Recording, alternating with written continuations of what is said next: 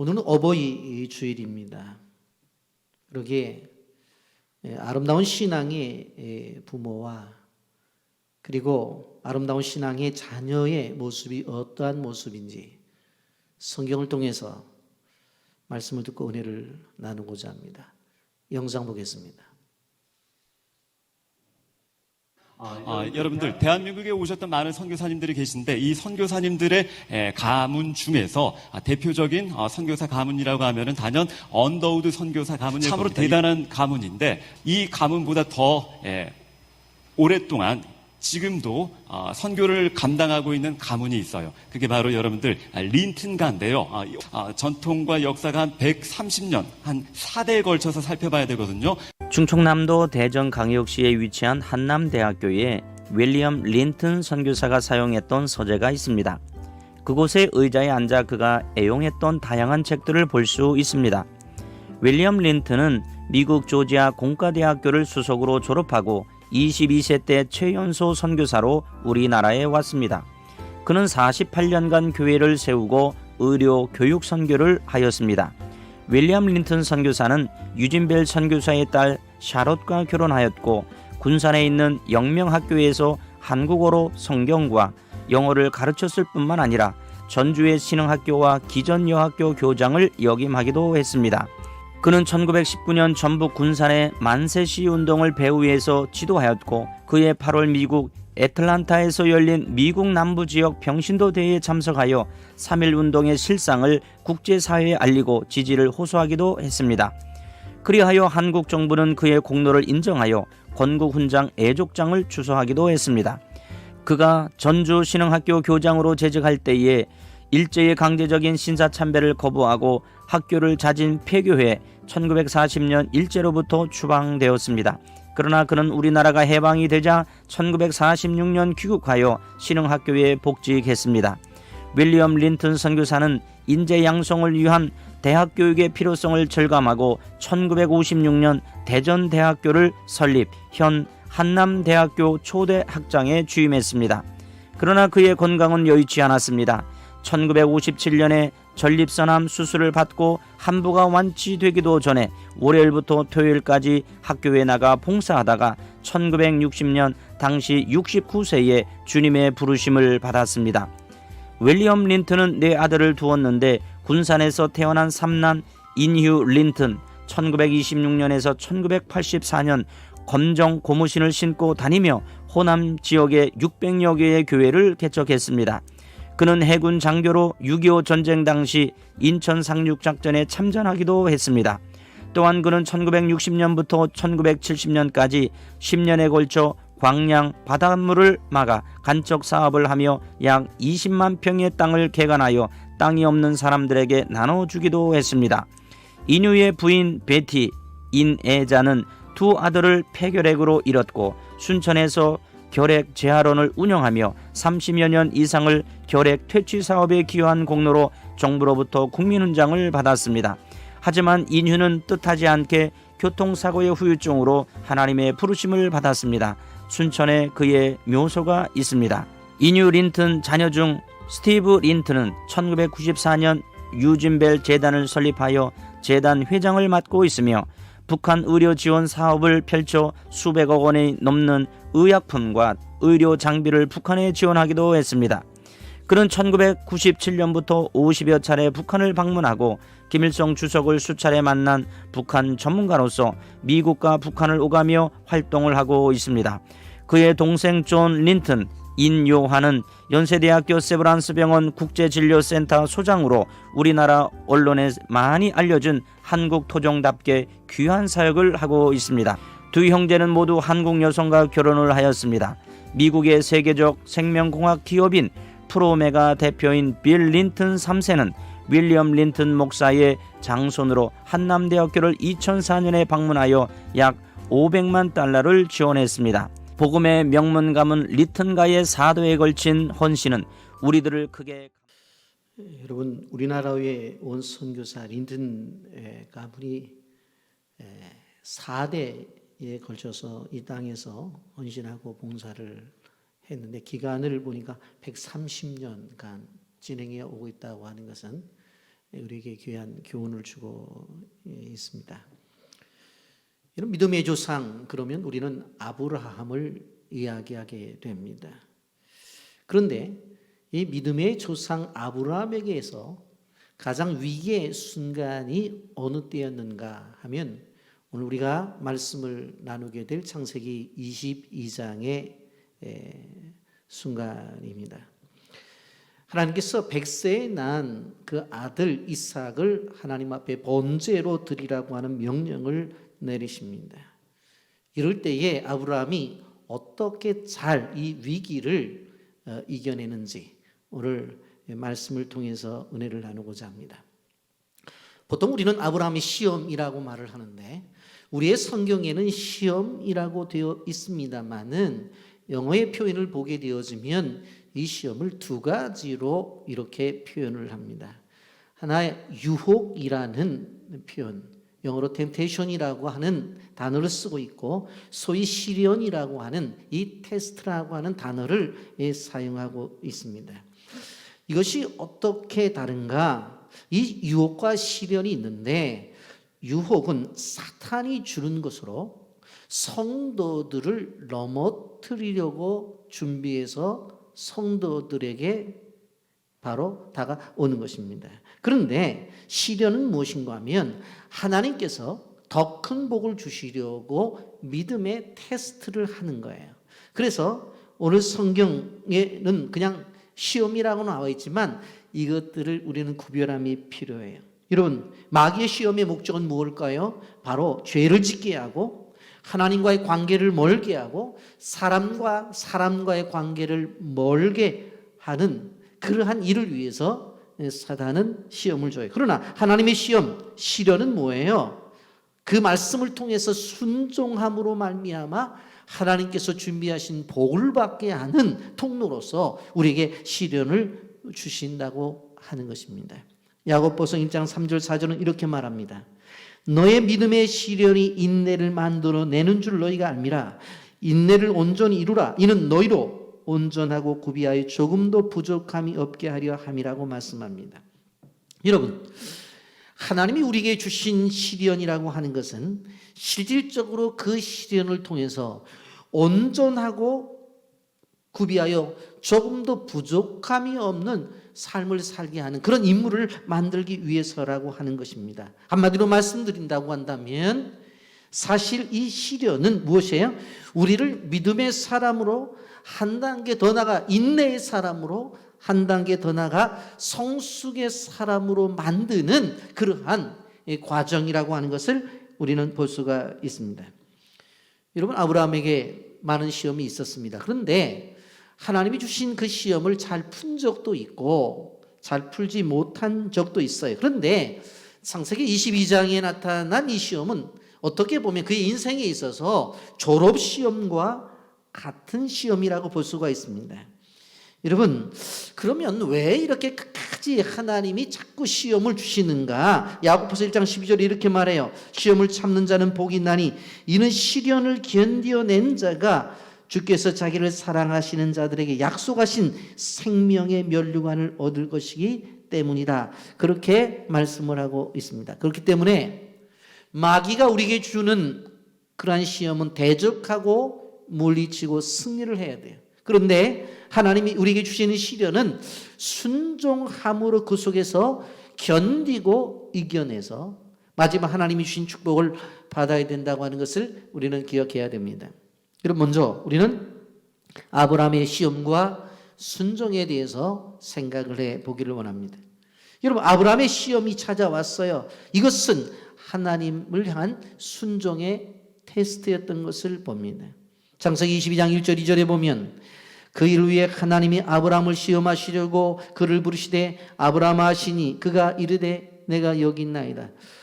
여호와께서 이르시되 내 아들 내 사랑하는 독자 이삭을 데리고 모리아 땅으로 가서 내가 내게 일러준 한 산 거기서 그를 번제로 드리라.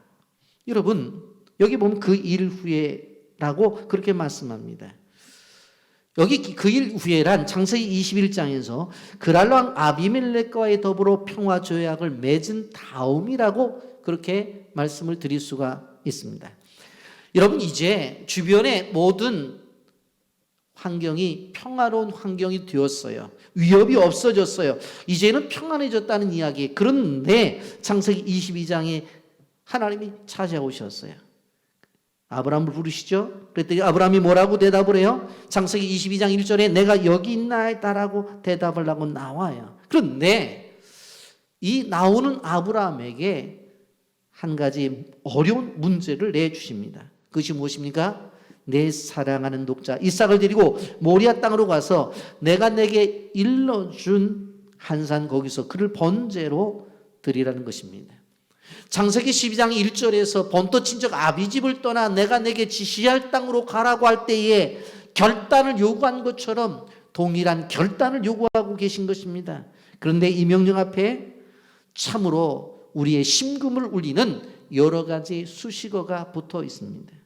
내 아들이라고 하는 것입니다. 그런데 이 아들이 어떤 아들이에요? 너에게는 하나밖에 없는 사랑하는 독자라는 거예요. 그리고 또 한 가지 뭐예요? 그 아이의 이름이 이삭이라고 하면서 아브라함에게 얼마나 소중한 아들인지를 부각시키고 그리고 나서 그를 번제로 드리라고 요구하는 것을 볼 수가 있습니다. 여러분 아시다시피 번제의 제사는 제물을 죽여서 불로 태우는 제사입니다. 여러분 하나님 무엇을 요구했어요? 지금 바로 사랑하는 내 아들을 더 사랑하냐 아니면 나를 더 사랑하느냐 나의 말을 더 순종하느냐 그것을 이야기하고 있는 것입니다. 여기에 아브라함은 순종을 합니다. 여러분 하나님의 말씀이 아브라함은 다음날 일찍 일어나서 어떻게 합니까? 자기 아내에게는 제대로 알리지도 않고 낙의 안장을 지우고 두 종과 그의 아들 이삭을 데리고 번제에 쓸 나무를 쪼개어 가지고 하나님께서 일러주신 그 산을 향해서 가게 되어집니다. 바로 목적지는 예루살렘에 있는 모리아 산이었습니다.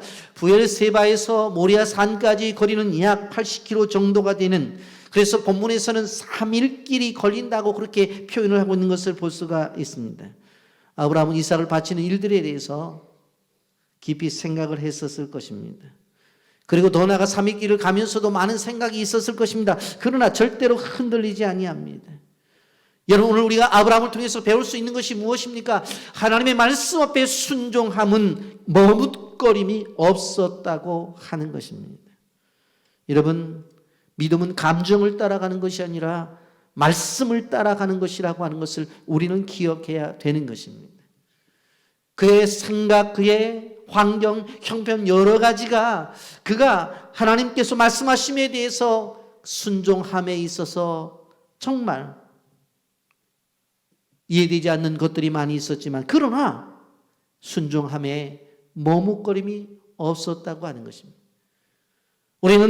우리가 하나님 앞에 믿음으로 나가게 되어질 때에 우리의 생각과 형편과 환경을 생각할 때가 있어요. 그러나 믿음이라고 하는 것은 우리의 감정을 따라 움직이는 것이 아니라 우리의 형편을 따라 움직이는 것이 아니라 믿음은 말씀을 따라 움직이는 것이라고 하는 것을 기억해야 됩니다.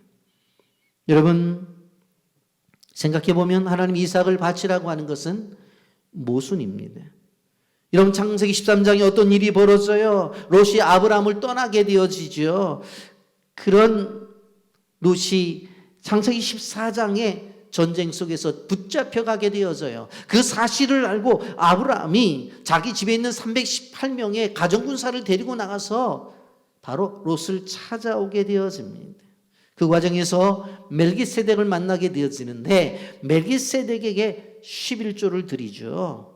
그러면서 자신의 자식 없음을 한탄하면서 뭐라고 말해요? 나의 상속자는 다메섹 사람 엘리에셀이라고 그렇게 이야기를 해요. 그때 하나님께서 뭐라고 말씀하세요?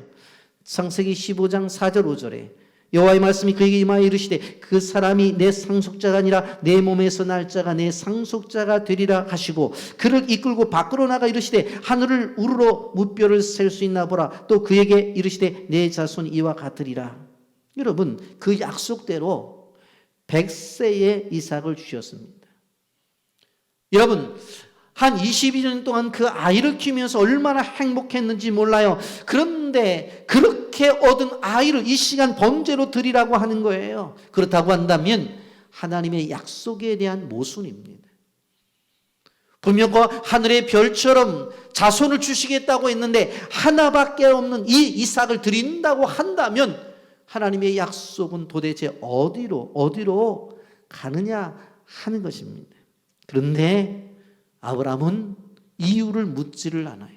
그리고는 그 말씀에 순종하여서 이삭을 데리려고 모리아산으로 가고 있는 것입니다. 여러분, 믿음이라고 하는 것은 감정을 따라가는 것이 아니라 말씀을 따라가는 것이라고 말씀을 드렸습니다. 이제 3일째 되던 날 모리아산 근처에 왔습니다. 이루 말할 수 없는 착잡한 심정이었겠죠. 묵묵히 산정상을 바라보면서 저 산에서 내 아들을 드려야겠다는 심정, 마음은 그렇게 편하지 않았을 것입니다. 그런데 종에게 뭐라고 말을 해요? 너희는 나귀와 함께 여기서 기다리라. 그러면서 한마디를 더 추가해요. 창세기 22장 5절 말씀에 보면 이 아브라함이 종들에게 이르되 너희는 나귀와 함께 여기서 기다리라. 내가 아이와 함께 저기 가서 예배하고 우리가 너희에게로 돌아오리라. 예배하고 돌아온다고 하는 이 말씀, 당시의 예배는 뭐예요? 짐승을 다 잡아 죽이는 예배를 드렸다고요. 그렇다고 한다면 예배하고 우리가 너에게 돌아오리라고 하는 이 말씀은 결국 말 그대로 문자적으로 해석을 하면 맞지 않는 이야기예요. 여러분, 우리는 꼭 기억하셔야 돼요. 아들을 주기로 가면서 아들과 함께 돌아오겠다고 하는 이 고백을 주의 깊게 들어보세요. 여러분, 우리는 기억해야 돼요. 우리는 알고 가는 존재가 아니라 믿고 가는 존재라는 사실을 기억해야 돼요. 우리 끊임없이 무엇을 보여달라고 해요. 무엇을 알려달라고 해요. 그러나 우리는 기억해야 될 것이 무엇입니까? 믿음의 사람은 알고 가는 존재가 아니라 그냥 믿고 가는 존재예요. 8절 말씀 보십시오. 내 아들아, 번제할 어린 양은 하나님이 자기를 위하여 친히 준비하시리라. 믿고 가는 거예요. 믿고 가는 거예요. 여러분, 하나님께서 이삭을 반드시 살리실 것을 믿었기에 그렇게 말을 했던 것입니다. 이렇게 이야기한 것들을 히브리서 저자는 히브리서 11장 19절에 이렇게 말합니다. 그가 하나님이 능히 이삭을 죽은 자 가운데서 달리 사실이실 줄을 생각하니라. 비웃건대 그를 죽은 자 가운데서 도로 받은 것이니라. 여러분, 우리는 창세기 22장의 사건을 알기 때문에 실질적으로 제단에 바쳤죠. 그리고 죽기 전에 하나님의 사자가 나타나서 결국은 아브라함이 죽지 않고 그 옆에 있는 숫장을 드렸다고 이렇게 이해를 하는데 성경은 뭐라고 해석을 해주고 있어요? 그것보다 더 깊게 얘기하는 거예요. 그가 하나님이 능히 이삭을 죽은 자 가운데서 다시 살리실 줄로 생각하니라. 비유컨대 그를 죽은 자 가운데서 도로 받은 것이니라. 죽은 자 가운데서 받은 것. 부활신앙을 이야기하고 있는 것을 보게 됩니다. 여러분, 그 다음 두 번째로 이삭의 시험과 순종입니다. 여러분, 이삭의 시험을 한번 생각을 해보세요. 어느 아버지가 어딜 가재요? 어딜 갈까요? 제사를 드리러 가자. 그리고는 번제에 쓸 나무를 지고 가는 거예요. 분명 그 나무도 있고 불과 칼도 있어요. 모리아 산에 가고 있단 말이에요. 그래서 아버지한테 물어보는 거예요. 창세기 22장 7절에 이삭이 그 아버지 아브라함에게 말하 이르되 내 아버지 하니 그가 이르되 내 아들아 내가 여기 있노라. 이삭이 이르되 불과 나무는 여기 있거니와 번제할 어린 양은 어디 있나이까. 나무도 있고 실질적으로 불과 나무 그리고 제사를 드릴 수 있는 모든 자재는 있는데 왜 어린 양은 없냐는 거예요. 여러분들이 아브라함의 입장이라면 뭐라고 대답을 할 거예요? 그런데 아브라함이 믿음으로 대답을 하죠. 22장 8절에 아브라함이 이르되 내 아들아 번제할 어린 양은 하나님이 자기를 위하여 친히 준비하시리라. 여러분, 우리가 기억해야 될 것은 아브라함의 이런 고백을 우리는 기억해야 돼요. 자녀들을 위한 이야기를 잘 기억해야 돼요. 입술의 열매대로 응답을 이뤄내시는 하나님에 대해서 우리는 보면서 부모가 자녀를 향해서 말하는 것들이 얼마나 중요한지, 부모가 자녀를 향해서 믿음의 선포를 하는 것이 얼마나 중요한지를 알아야 돼요. 그래서 믿음의 언어를 해야 되고 긍정의 언어를 해야 된다고 하는 거예요. 자녀에게 대한 최상의 선물이 무엇이냐? 바로 하나님께서 주시는 메시지, 그리고 긍정적인 언어예요. 제가 어느 책을 보다 보니까 할머니 밑에서 자라나는 아이들이 훨씬 더 잘 된대요. 그 이유가 뭐냐? 할머니들은 손주들에게 잘못된 말을 안 한대요. 그냥 아유 우리 손주 이쁘고 우리 손주 착하고 우리 손주 지혜롭고 총명하고 좋은 얘기만 하는데, 엄마 아버지는 그렇게 공부해서 대학 가겠느냐, 너 그렇게 이빨 안 닦으면 이빨 나중에 다 썩어서 할머니 할아버지 된다, 뭐 그냥 계속 얘기하는 거예요. 그래서 할머니 할아버지 밑에서 큰 애들이 훨씬 잘 된대.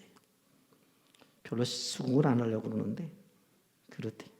여러분, 오늘 이 상황 속에서 이삭의 순종을 한번 보세요. 여러분, 아브라함의 움직임이 너무 자세히 기록되어져 있는데 독자들에게 긴장감을 두죠. 제단을 쌓고 장작을 버려놓고 이삭을 묻고 제단 위에 놓죠. 그리고 이 이삭을 죽이기에 칼을 잡는 것을 볼 수가 있어요. 창세기 22장 9절부터 10절 말씀까지를 가만히 보십시오. 여기 보면 너무나 정확하게 분명하게 한 가지 한 가지를 이야기해요. 9절 말씀, 하나님이 그에게 일러주신 곳에 이르니라. 이에 아브라함이 그곳에 제단을 쌓고 나무를 벌려놓고 그의 아들 이삭을 결박하여 제단 나무에 놓고 10절, 손을 내밀어 칼을 잡고 그 아들을 잡으려 하니. 여러분, 이 두 절 속에서 지금 하나하나 행동이 자세하게 기록이 되어져 있는 것을 볼 수가 있습니다. 여러분, 그러나 여기서 우리가 이러한 일을 하게 되어질 때에 실질적으로 학자들은 우리가 보게 되어지면 이삭의 나이가 17세나 18세가 되었다고 생각한다고 말을 해요. 그렇다고 한다면 100세에 난 아들이니까 아브라함 몇 살이 돼 있어요? 117세나 118세가 됐겠죠. 그런 관점 속에서 보면 이 노인 아브라함과 이 아들 청년과의 관계 속에서 아들의 동의가 아니면 이 일이 이루어질 수가 없었다고 하는 것입니다. 한마디로 말하면 이 모든 제사는 이삭의 동의 가운데 이루어졌다라고 하는 것입니다. 여러분, 이삭은 자신을 번제로 드리겠다고 하는 이해 없는 이야기를 들었을 때 충격일 수가 있었어요. 그런데도 불구하고 아버지의 요구 앞에 순종을 해요. 왜 그래요? 아버지의 순종이 결국 하나님의 말씀 앞에 순종임을 알았기 때문에 결국은 아버지의 뜻 앞에 자신이 순종하는 것이, 이것이 하나님 앞에 순종이라고 하는 것을 그가 알았기 때문에 그래요. 여러분, 한마디로 말하면 그 아버지의 그 아들입니다. 여러분, 자녀들은 부모의 말을 통해서 자라나는 것이 아니라 부모의 삶을 통해서 자라난다는 것을 알아야 돼요. 여러분, 말을 통해서 아이들이 된다고 한다면 아마 지상에 잘못된 아이가 하나도 없을 거예요. 그런데 자녀들은 부모의 말을 듣고 자라나는 것이 아니라 부모의 행동을 보고 자라나는 거예요. 여러분, 이렇게 아버지가 순종하는 모습을 보고 아들도 그대로 순종을 해요. 그런데 여기서 우리 순종이라는 것을 한번 생각해 볼 필요성이 있어요. 순종을 가장 이해하기 쉬운 표현을 한다고 한다면 그건 지는 거예요. 이기는 것이 아니라 지는 거예요. 여러분, 창세기 32장에 가보면 야곱이 바단 아람에서 고향 땅으로 돌아오는 장면이 있습니다. 삼촌의 집을 떠나서 이제 온 식구들을 데리고 돌아와요. 그런데 자기를 반가이 맞이해야 될 형님에서는 오히려 군사를 데리고 오는 거예요. 큰일 났어요. 아직까지도 내가 팥죽 한 그릇에 장자의 명분을 빼앗고 간 것에 대해서 화가 안 풀렸구나. 그래서 형님 야곱은 형님의 감정을 풀기 위해서 예물과 가족과 가축들을 먼저 보내고 혼자 있었어요. 근데 그 장소에서 하나님의 사자와 씨름을 하게 되어지죠. 그런데 밤새 씨름을 하다가 새벽녘에 어떤 일이 벌어져요? 바로 천사가 야곱의 허벅지를 쳐버려요. 그래서 관절이 어긋나요. 요즘 말로 말하면 골절이 왔다는 거예요. 옛날 성경에는 환도뼈가 부러졌다고 말을 해요. 여러분, 그런데 성경은 무엇이라고 말을 해요? 창세기 32장 28절 말씀에 그가 이르되 내 이름은 다시 야곱이라 부를 것이 아니요 이스라엘에 부를 것이니 이는 내가 하나님과 및 사람들과 겨루어 이겼습니다. 여러분, 싸움 속에서 씨름 선수가 골절이 오게 되어지면 이 시합은 끝난 거예요. 왜? 걸을 수도 없는데 어떻게 시합을 계속할 수 있어요? 그런데 성경은 뭐라고 말해요? 내가 하나님과 및 사람들과 겨루어 이겼다. 너는 하나님과 겨루어 이기도 했고 있고, 그리고 더 나아가서 이미 이 야복강 속 가운데서 이 천사와 씨름한 것이 바로 형 에서와의 싸움 속에서도 승리를 했다고 말을 해요. 환도뼈가 부러졌는데 이겼다고 말을 해요. 졌는데 이겼다고 말하는 거예요. 여러분, 순종이라고 하는 것은 무엇인가 하면 하나님 앞에 지는 거예요. 예수님 앞에 우리가 지는 거예요. 성령님 앞에 우리가 지는 거예요. 말씀 앞에 지는 거예요. 비전 앞에 지는 거예요. 사명 앞에 지는 거예요. 이것이 곧 뭐예요? 이기는 것이라고 성경은 말하고 있습니다. 지난 금요일 저녁에 우리가 찬양을 드렸는데 찬양 가운데 그가 오신 이유라는 찬양이 있습니다. 그 찬양의 가사를 보면 그가 이 땅에 오신 이유, 죽어야 살게 되고 져야만 승리하는 놀랍고 영원한 신비라고 하는 그런 가사가 있어요. 이것이 바로 예수님의 삶이에요. 그것을 표현한 거예요. 그가 이 땅에 오신 이유가 뭐냐? 죽어야 살게 되고 져야만 승리하는 놀랍고 영원한 신비라고 말했어요. 우리가 아셔야 돼요. 순종이라고 하는 것은 뭐라고요? 지는 거예요. 말씀 앞에 그냥 져서 하나님 앞에 그냥 순복하는, 그것이 승리라는 거예요. 여러분, 이러한 과정을 통해서 중요한 말씀이 하나 나타납니다. 그것이 뭡니까? 여호와 이레입니다. 아브라함이 손을 내밀어 칼을 잡고 그 아들을 죽이려 할 때 이제 신용만 내는 것이 아니라 정말로 죽이려고 한 거예요. 그것을 본 뭐예요? 여호와의 사자가 하늘로부터 나타나서 뭐라고 말해요? 아브라함아, 아브라함아, 하나님은 이 모든 과정을 지켜보고 계셨어요. 그리고는 아이에게 손을 대지 말라고 말씀을 하셔요. 이제 시험의 결과를 발표하셔요. 왜? 시험이 끝났기 때문에. 내가 내 사랑하는 내 독자라도 아끼지 아니하였으니 내가 이제야 내가 하나님을 경외하는 줄을 아노라, 그렇게 말씀하죠. 창세기 22장 10절부터 12절 말씀이에요. 손을 내밀어 칼을 잡고 그 아들을 잡으려 하니 여호와의 사자가 하늘로부터 그를 불러 이르시되 아브라함아, 아브라함아 하시는지라. 아브라함이 이르되 내가 여기 있나이다 하며 사자가 이르시되 그 아이에게 내 손을 대지 말라, 그에게 아무 일도 하지 말라. 내가 내 아들 내 독자라도 내게 아끼지 아니하였으니 내가 이제야 내가 하나님을 경외하는 줄을 아노라. 이제 알았다고 말해요. 하나님이 모르셨는데 일을 통한 다음에 아셨다는 그런 것들이 아니라, 안다라고 하는 것은 시브리어로 야다라는 것들을 쓰는데 확인하다, 인정하다는 거예요. 이미 알고 있었어요. 그런데 이 사건을 통해서 다시 한번 하나님이 확인하고 다시 한번 인정해 주셨다고 하는 것입니다. 이를 위해 아브라함이 눈을 들어보았더니 주변에 수량 한 마리가 수풀에 걸려 있어요. 그래서 그 순장을 잡아다가 제사를 드려요. 그리고 이것을 기념하기 위해서 그것을 여호와 일이라고 부릅니다. 창세기 22장 13절과 14절입니다. 아브라함이 눈을 들어 살펴본즉 한 순양이 있는데 뿔이 수풀에 걸려 있는지라. 아브라함이 가서 그 순양을 가져다가 아들을 대신하여 번제로 드렸더라. 아브라함이 그 땅 이름을 여호와 일이라 하였으므로 오늘날까지 사람들이 이를 여호와의 산에서 준비되리라 하더라 말씀합니다. 여러분, 위험한 고비 속에 하나님이 나타나셔서 해결하는 것을 볼 수가 있습니다. 분명 그 모리아 산에서 이삭을 드리는 것은 아브라함의 생애 속에서 무엇이었어요? 시험이었어요. 시련이었어요. 그런데 그것에 순종을 하고 나갔더니 바로 그 장소에 하나님의 답이 준비가 되어져 있었습니다. 여러분, 우리는 기억해야 돼요.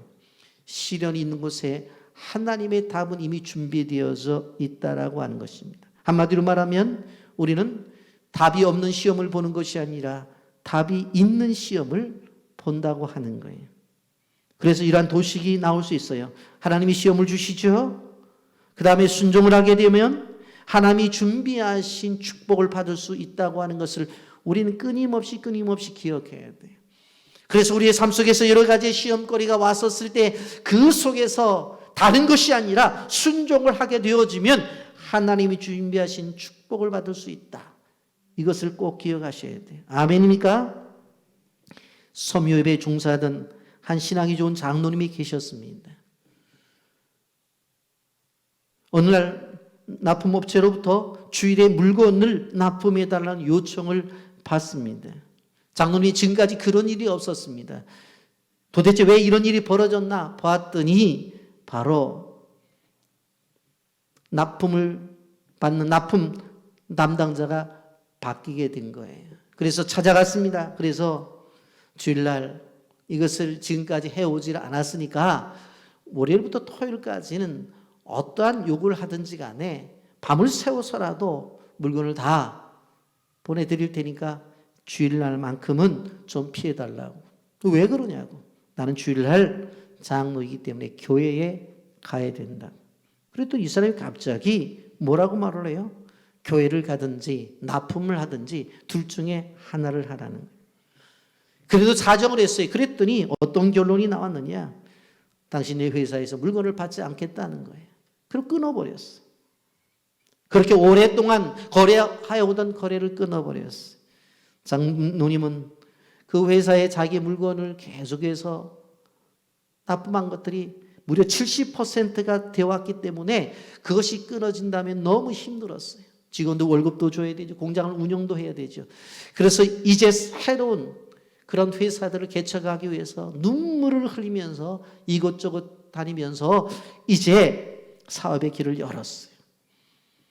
눈물의 세월을 1년 지났어요. 그런데 1년이 지난 다음에 그 납품을 담당한 분들이 바로 비리가 드러나서 그만 그분이 나가게 되어져요.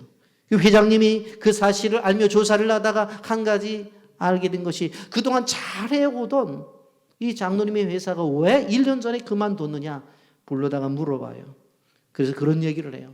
제가 신앙을 갖고 있는 장로인데 아시다시피 회장님 지금까지 잘해왔는데 이 주일날 납품을 해달라고 해서 못한다고 했더니 끊었습니다. 웃으면서 다시 당신 회사에서 장로님 회사에서 물건을 만들어 달라 그렇게 요구를 해요. 그래서 결국 이전에 있던 모든 물건들을 납품하게 되었고 본인이 1년 동안 개척한 거래처가 또 있었으니까 오히려 1년이 지난 다음에 회사가 더욱더 확장될 수가 있었다. 여러분 여기에서 이러한 도식이 나오는 거예요. 하나님이 시험을 주시죠. 그것에 대해서 말씀대로 순종, 주의를 지키는 순종을 했더니 하나님이 준비하신 축복을 주셨다고 하는 거예요. 여러분 우리는 기억해야 돼요.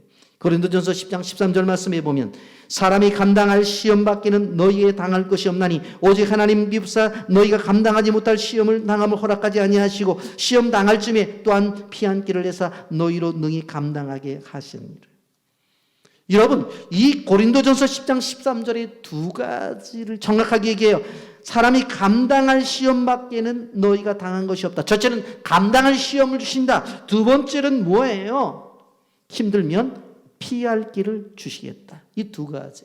감당할 시험 주시고 그리고 정의 보면 힘들어하면 피할 길을 주시겠다라고 하는 것입니다. 여러분 지금의 인생의 난제가 무엇이에요? 어떤 사람들은 물질로, 어떤 사람들은 건강으로, 어떤 사람은 회사 일로 많은 일들을 여러분들이 당할 거예요. 그런데 이것에 딱 두 가지를 생각해 봐야 돼요. 첫째 뭐예요? 감당할 시험이기 때문에 주신 거예요. 아멘입니까? 그리고 너무 힘들어하면 하나님 아버지가 자녀된 우리를 바라보면서 아이 그렇게 힘드냐? 그러면서 피할 길을 마련해 주신다는 거예요. 꼭 이 두 가지를 기억하셔야 돼요. 아멘입니까? 여러분 이 본문을 보면서 이제 우리는 하나의 중요한 것들을 생각하고 본문을 마무리하려고 합니다. 그것이 무엇인가 하면 모리아산 사건과 예수 그리스도의 사역입니다. 여러분 오늘 아브라함이 이삭을 바쳤던 산이 모리아 산이에요. 모리아 스토리를 우리는 잘 알아야 돼요. 여러분 사무엘하 24장에 가보면 다윗이 요사압을 시켜서 인구조사를 시키게 되어지는데 이거 하나님의 원하심이 아니었어요. 이로 인하여 하나님이 벌을 내리시는데 전염병을 통해 7만 명이 죽어요. 이때 갓 선지자가 나타나서 아라우나의 타작마당에서 제단을 쌓고 제사를 드리라고 요구를 해요. 여러분 이 본문이 오늘 낮에 제가 설교 준비를 하면서 나오는 건데 오늘 저녁에 더 자세하게 나와요. 그래서 제가 참 하나님은 신기하시다 그런 생각을 했는데 저녁에 좀 더 자세하게 설명을 드릴 거예요. 이 아루나의 타작마당에서 제단을 쌓고 제사를 드리라고 말을 해요. 사무엘하 24장 18절 이날에 갓이 다윗에게 이르러 그에게 이르되 올라가서 여부스 사람 아라우나의 타작마당에서 여호와를 위하여 제단을 쌓으소서 하매라고 말을 해요. 그래서 그 말씀을 따라서 순종을 했더니 재앙이 그쳐요. 사무엘하 24장 25절 그곳에서 여호와를 위하여 제단을 쌓고 번제 화목제를 드렸더니 이에 여호와께서 그 땅을 위한 기도를 들으심에 이스라엘에게 내리시는 재앙이 그쳤더라 그래요. 여러분 꼭 기억하셔야 돼요. 제가 몇 해 전에 예배 시리즈를 설교하면서 설교 제목이 뭐였어요? 예배가 답이다. 예배가 답이다. 여러분 지금 다윗이 범죄를 해서 자기 백성 가운데서 7만 명이 전염병으로 죽는 것 가운데서 갓 선지자가 와서 뭐라고 말을 해요? 아라우나의 타작마당에서 제물을 드리면서 제사를 드려라. 그래야 된다는 거예요. 그래서 순종을 했더니 어떻게 해요? 재앙이 그쳤어요. 그래서 우리 그리스도인들이 꼭 기억해야 될 것은 이 코로나를 재앙이라고만 말하지 말고 이것을 그치는 것은 뭐예요? 하나님의 교회에서 예배. 교회에서든 가정에서든 예배를 드려야 돼. 여러분 개인적으로도 어떤 어려움이 다가올 때 왜 예배를 제가 강조하느냐? 아유 머리가 복잡해갖고 이거나 정리하고 예배 드린다고. 절대로 그래서는 안 돼요. 예배 드려야 정리가 되는 거지. 예배를 드려야 정리가 되는 것이지 너무 머리가 시끌시끌해요. 이거는 어떻게 정리돼서 시간이 나야 뭐 예배를 드리는지 그건 방법적으로 잘못된 거예요. 예배 드려야 문제가 풀려요. 여러분 그러면서 우리는 역대하 3장 1절 말씀을 우리는 주의 깊게 봐야 돼요. 좀 이 말씀은 여러분 메모를 해놓고 표시를 해놓고 꼭 볼 필요성이 있어요. 역대하 3장 1절 중요하기 때문에 다 같이 함께 읽어봅니다. 시작. 솔로몬이 예루살렘 모리아산에 여호와의 전 건축하기를 시작하니 그것은 전에 여호와께서 그의 아버지 다윗에게 나타나신 곳이요 여부스 사람 오르난의 타작마당에 다윗이 정한 것이라. 이 한 절 속에 무엇이 나와요? 지금 현재 모리아산에 솔로몬이 성전을 지어요. 그래서 성전을 지었던 장소가 뭐예요? 이삭이 바쳐진 장소예요. 그런데 그 장소가 어디라고 그랬어요? 여기에 보면 여부스 사람 오르난의 타작마당에 다윗이 정한 것이라. 소위 이제 오르난의 타작마당, 이것이 성경에 보면 아라우나의 타작마당이라고 이렇게 겹쳐서 쓰는 게 동일한 장소예요. 그러니까 우리가 알 수 있는 것이 무엇입니까? 역사적으로 쭉 훑어서 보게 되어진다면 아브라함이 이삭을 모리아산에 드렸고 그 이후에 다윗이 인구를 세는 사람을 세는 잘못을 범했을 때에 바로 전염병을 통해서 7만 명이 죽게 되어질 때에 소위 그 모리아산 그 산에서 어떻게 해요? 제사를 드림으로 말미암아 전염병이 그쳐지고 그리고 그 이후에 솔로몬이 그 장소에 어떻게 되어져요? 솔로몬 성전을 지었다고 하는 것입니다. 그 후에 남방유다가 잘못함으로 말미암아 어떻게 되어져요? 그 솔로몬 성전이 무너지고 이스라엘 백성들이 바벨론의 포로로 잡혀가지요. 그리고 바벨론의 포로로 잡혀갔다가 수룹바벨을 중심으로 해서 다시 돌아와서 성전을 짓는 성전을 수룹바벨 성전이라고 하는데 그 수룹바벨 성전터가 어딘 줄 아세요? 바로 이 모리아산이에요. 똑같아요. 그리고 나서 어떤 일이 벌어져요? 헤롯이 유대인들의 환심을 사기 위해서 헤롯 성전을 짓잖아요. 그런데 그 장소도 똑같아요. 그리고 그 동산에서 예수님이 십자가에 죽으시는 거예요. 그러니까 이게 동일한 장소예요. 동일한 장소. 여러분, 물론 헤롯 성전은 주 70년에 로마의 티토 장군에 의해서 무너지게 되고 예루살렘이 이슬람에게 함락이 되어져요. 그 흔적조차 볼 수가 없게 되었어요. 지금은 그 자리에 바로 황금돔으로 장식된 이슬람의 모스크들이 서 있어요. 예루살렘 성전의 흔적이라고 한다면 단 한 가지 통곡의 벽밖에 남아있질 않아서 많은 그리스도인들과 유대인들이 통곡의 벽에 가서 그 벽에 손을 얹고 기도를 하잖아요. 바로 모리아 산에 이삭이 드렸던 그 장소, 저 장소가 회복을 위해서. 그리고 다윗이 바로 전염병에 7만 명 죽을 때 예배를 통해서 회복이 되었던 아라우나의 저 타작마다, 솔로몬이 성전을 이었던 그 장소, 지금은 모스크가 들어있지만 회복을 시켜달라고 그렇게 하는 것입니다.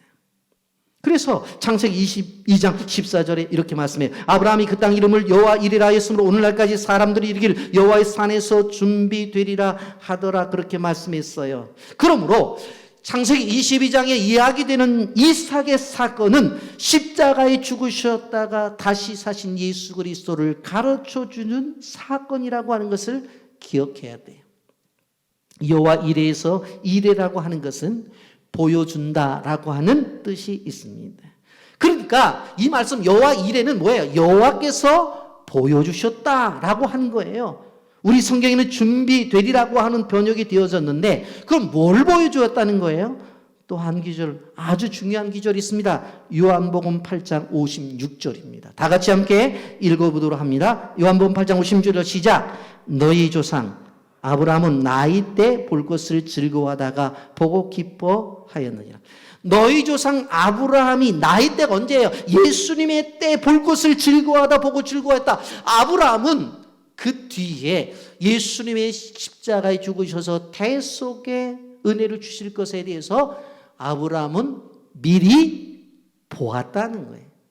그 이야기를 하고 있는 것입니다. 그렇기 때문에 우리가 도식적으로 본다고 한다면 모리아 산은 아리우나, 오르난의 타작마당이 돼요. 거기에서 솔로몬 성전이 지어지고 솔로몬 성전이 무너진 다음에 바벨론의 포로로 잡혀왔던 사람들이 수르바벨 성전으로, 그리고 나중에 헤롯이 환심을 사기 위해서 헤롯 성전이, 그 옆에가 바로 골고다예요. 이렇게 기억해야 돼요. 제 말씀을 정리하려고 합니다. 위대한 화가 렘프란트라는 사람이 있습니다. 그는 이 실질적으로 창세기 22장의 사건을 한 장으로 그림을 그리는데, 이 그림을 그리는데 세 가지의 사건을 한 장에 담아요. 제목은 뭐냐? 모리아 산정의 아브라함이에요. 그 그림 속에 보면, 한 장의 그림 속에 보면 첫 번째, 제단의 가슴을 포로헤친 채 평화롭게 누워있는 이삭을 그려요. 아, 나는 제물이라는 거예요. 그림이 그 안에 있어요. 그리고 그 화폭 안에 또 하나의 그림이 있어요. 무엇입니까? 사랑하는 아들을 죽이려고 칼을 들고 달려드는 바로 아브라함의 모습이 있어요. 그리고 또 하나의 그림은 무엇입니까? 화급한 표정을 가지고 바로 아브라함을 부르면서 죽이지 말라고 달려드는 천사의 모습이 있어요. 한 폭의 그림 가운데서 세 가지의 중심적인 주제가 있는 내용이 담겨져 있는 그림입니다. 여러분, 아브라함이 순종했듯이 이삭도 순종했습니다. 여러분, 그러면 순종하면 어떻게 되느냐? 그 대가가 창세기 22장 16절부터 17절에 나와 있습니다. 이르시되 여호와께서 이르시기를 내가 나를 가리켜 맹세하노니 내가 이같이 행하여 내 아들 내 독자도 아끼지 아니하였은즉 내가 내게 큰 복을 주고 내 씨가 크게 번성하여 하늘의 별과 같고 바닷가의 모래와 같게 하리니 내 씨가 그 대적의 성문을 차지하리로다. 여러분, 그렇습니다. 순종하는 부모, 순종하는 자녀. 이후에 이삭의 삶은 평탄했어요. 100배나 축복을 받은 것을 바라볼 수가 있습니다. 물론 아브라함은 나이가 들어서 시험을 당하고 있지요. 그런데 우리 청년들한테 제가 여러분들이 주문하는 것은 뭐냐면 바로 이삭은 청년 때 이 시험을 이겨냈어요. 순종으로. 그랬더니 결과적으로 어떤 일이 벌어진 줄 아세요? 그의 삶이 평탄해졌다는 것을 기억해야 되는 것입니다. 그래서 젊었을 때 헌신하자는 거예요. 젊었을 때 선교의 현장에 가서 함께 사역하자는 거예요. 젊었을 때 아이들을 가르치는 교사로서의 사명을 감당해야 된다고 하는 것입니다. 이제 여러분, 아브라함의 순종이 귀하듯이 이삭의 순종도 귀하다는 것, 아버지의 순종과 아들의 순종을 통해서 우리는 귀한 것을 보게 되었습니다. 여러분, 대를 이어서 하나님의 복을 받는 것, 오늘 본문이 그 비밀을 가르쳐 주고 있습니다. 오늘 어버이 주일입니다. 어떻게 자녀들을 가르칠 것인가, 그리고 자녀들은 어떻게 부모님을 대해야 될 것인가, 그것은 오늘 성경은 우리의 생각과 가치관과 우리의 방법이 아니더라도 부모님의 말씀 앞에 순종하는 것이 하나님의 복을 받는 것이라는 사실을 기억하면서 이러한 부모님, 이러한 가정을 통해서 하나님의 복을 누리는 귀한 가정들이 되기를 예수님의 이름으로 축복합니다. 아멘.